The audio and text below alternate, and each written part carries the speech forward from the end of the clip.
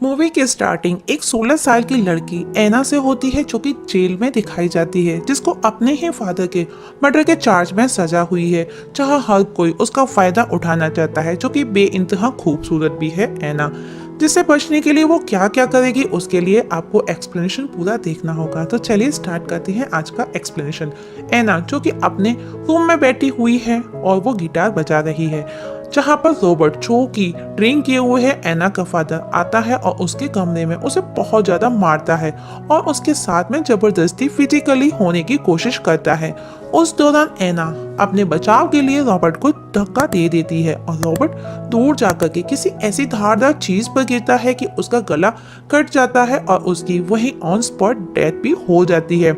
और इसी इंसिडेंट के बाद पुलिस ऐना को अरेस्ट कर ले जाती है। नेक्स्ट डे ऐना जो कि कोर्ट में दिखाई जाती है, वहां पर वो अपने फेवर में बोलती है कि वो सिर्फ एक एक्सीडेंट था और वो अपना बचाव कर रही थी, क्योंकि रॉबर्ट जो कि उसके फादर थे उसके साथ में जबरदस्ती कर रहे थे। वहां कोर्ट में हम देखते हैं कि ऐना की माँ भी मौजूद है, जो कि ऐना के अगेंस्ट बोलती है कि रॉबर्ट एक बहुत ही अच्छा बंदा था और ऐना जो भी बोल रही है वो सब झूठ बोल रही है। जिस पर कोर्ट ऐना को 4 साल के लिए वुमेन्स जेल भेजती है, जहां जेल में कैदियों का ग्रुप 2 में बटा हुआ था, जिसमें व्हाइट ग्रुप और ब्लैक ग्रुप था। व्हाइट ग्रुप के लीडर का नाम कोली था और ब्लैक ग्रुप के लीडर का नाम जोई था। जहां फ्रैंक वार्डन ऑफ जेल था, उसे वो वहां के सबके नियम समझाता है और उसे जेल में शिफ्ट करवाता है। वहां सेल में ऐना को जिनी नाम की एक कैदी मिलती है, जो कि वहां पर सालों से थी। ऐना नेक्स्ट डे जब सुबह सोकर के उठती है तो वो देखती है कि जीना उसे कंटिन्यू वॉच कर रही है ऊपर के बेड से, और उस समय वो खुद को प्रेजेंट भी दे रही थी, जो कि ऐना को कुछ भी समझ नहीं आता और वो वहां से बाहर चली जाती है। तभी कुली उसके पास आती है, उसे अपने ग्रुप में शामिल होने का बोलती है, जिसके बदले उसे कुली के साथ में इंटीमेट होना पड़ेगा, जहां उसके बदले वो उसका हर जगह साथ देगी, इवन वो उसकी हर तरह से सेफ्टी करेगी। पर ऐना मना कर देती है। तब कोली को इंसल्टिंग फील होता है, जिसके बाद वो अपने ग्रुप के साथ मौका देख अकेले में उसकी पिटाई लगाती है। ऐना जब जिनी के पास जाती है तो वो उसे कंसोल देने के बहाने यहाँ वहाँ टच करती है, जिस पर ऐना भी खुद पर कंट्रोल नहीं रख पाती और एक्साइटमेंट में उसके साथ में इंटीमेट हो जाती है। वहीं जोई की नजर भी ऐना पर जाती है, जो कि उसे अकेला देख उसके साथ छेड़खानी करने लगती है। इस सब के बाद ऐना समझ चुकी थी कि वो बिना ग्रुप के यहाँ पर सरवाइव नहीं कर सकती, इसीलिए ऐना कोली के ग्रुप को ज्वाइन कर लेती है। तब कोली ऐना को उसका बदला लेने के लिए जोई से फाइट करने के लिए उकसाती है। तब ऐना जोई से जाकर के लड़ती है, जहां कोली के पास एक मोबाइल भी था, जो कि वो सब शूट कर रही थी। ये सब देख पुलिस ऐना को एक रूम में नेकेड बंद कर देते हैं, जहां पर बहुत ज्यादा ठंड थी और डार्क था।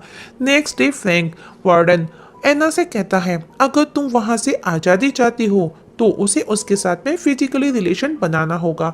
जहां ऐना रेडी हो जाती है और फ्रैंक ऐना के साथ में रिलेशन बनाता है और ऐना को उस रूम से आजाद करवा देता है।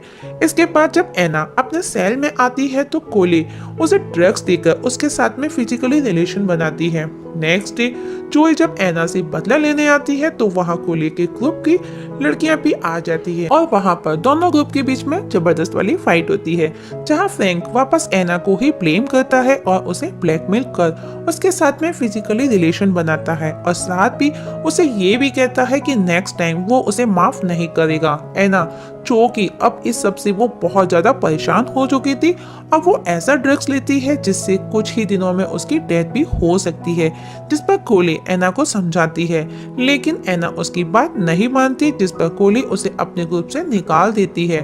तब जोई इस बात का फायदा उठाती है और ऐना को अकेला देख बहुत मारती है। अब ऐना को भी उस ड्रग की एडिक्ट हो चुकी थी।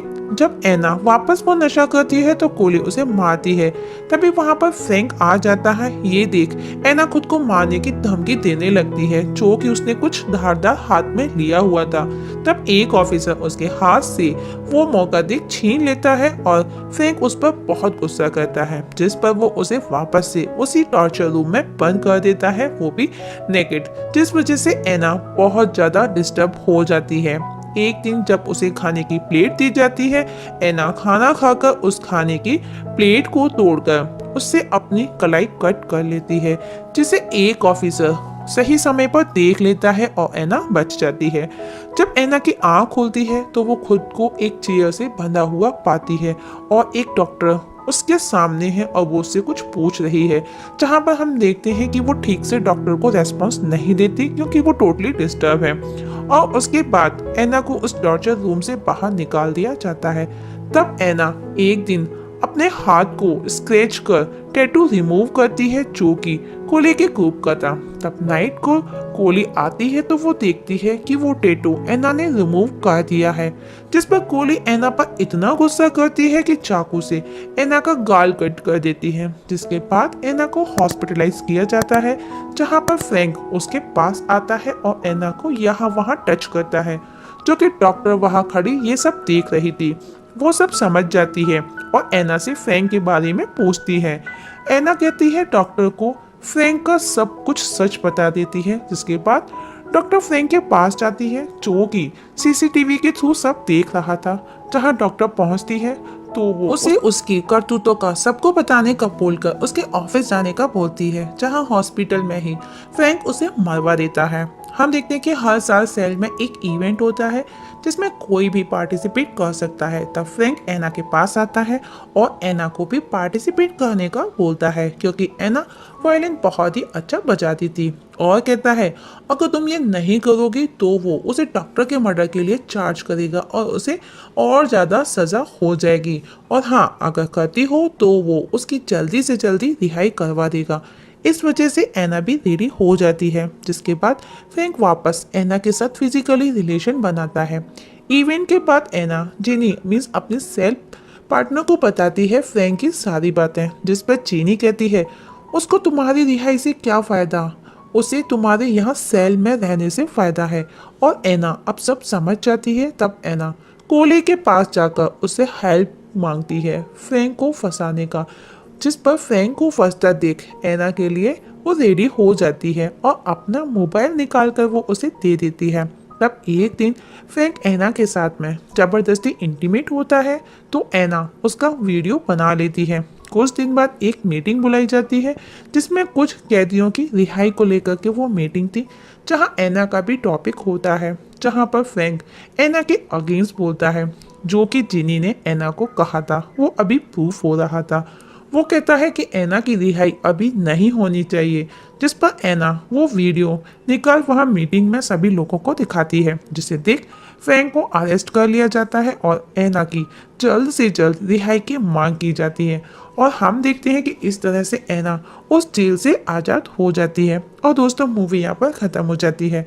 दोस्तों आप लोगों से एक छोटी सी रिक्वेस्ट है, अगर आप इस चैनल पर नए हैं तो प्लीज़ सब्सक्राइब करना ना भूलिएगा।